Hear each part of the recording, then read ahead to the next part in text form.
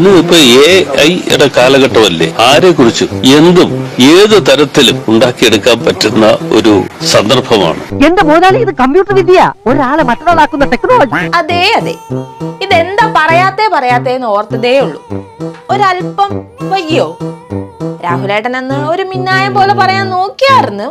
ഇന്നത്തെ കാലത്ത് ഇതൊന്നും സാധ്യമല്ലാത്ത കാലമൊന്നും അല്ലല്ലോ. ഇത്തരം കാര്യങ്ങൾ ഉണ്ടാക്കാൻ സാധ്യമല്ലാത്ത കാലമൊന്നുമല്ല. പക്ഷെ അതവിടെ ഏക്കില്ല എന്ന് കണ്ടപ്പോ തുടങ്ങിയിടത്ത് തന്നെ അങ്ങ് നിർത്തി. കുരുക്കിങ്ങനെ മുറുകി വരുന്ന നേരമാണ് കട്ട സപ്പോർട്ടുമായി ഇപ്പോ അടൂർ പ്രകാശിന്റെ വരവ്. AI കാലഘട്ടത്തിൽ എന്റെ കൂടെ നിൽക്കുന്ന ആള് ആർക്ക് വോട്ട് ചെയ്യുന്നു എന്ന് പോലും പുറത്തു വരാനുള്ള അവസരമുണ്ട്. AI കാലഘട്ടം അതാണ്. എനിക്കറിയാൻ മേലാത്തോണ്ട് ചോദിക്കുക കുഞ്ഞെ, നിനക്ക് എങ്ങനെ സാധിക്കുന്നത്? എനിക്ക് ഒരൊത്തും പിടിയും കിട്ടുന്നില്ല നിന്റെ കാര്യത്തിൽ. മൊത്തം AI ആണ്, ഒരു സംശയവും ഇല്ല. മുതലാളി, ഞാൻ വായിച്ചെല്ലാം പഠിച്ചു. ഇതൊരു പുതിയ ടെക്നിക്കാണ്, ഇതിനെ ട്രോളിംഗ് എന്ന് പറയും. ചാനലുകളാണ് രാഹുലിനെ ക്രൂശിക്കുന്നത്, വേറെ പ്രശ്നങ്ങളൊന്നും തന്നെ ഇല്ല. പിന്നെ മറ്റൊരു കാര്യം എന്തെന്നാ, വിഷയം UDFനെ ഒട്ടും പ്രതിസന്ധിയിലാക്കിയിട്ടൊന്നുമില്ല.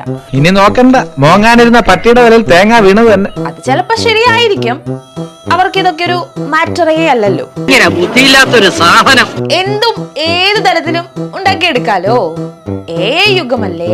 ഇങ്ങനെ ആക്ഷേപം ഉന്നയിച്ചു, അതിനുശേഷം വേറെ ഒന്നും ഇല്ലല്ലോ. ഇപ്പോഴും ഇതുവരെ ഒന്നും ഉണ്ടായിട്ടില്ല. മനുഷ്യരെ നാട്ടിക്കാനായിട്ട് ജനിച്ചിരിക്കാണോ താൻ? അല്ലെങ്കിൽ തന്നെ നാട്ടിലിറങ്ങി നടക്കാൻ വേണം.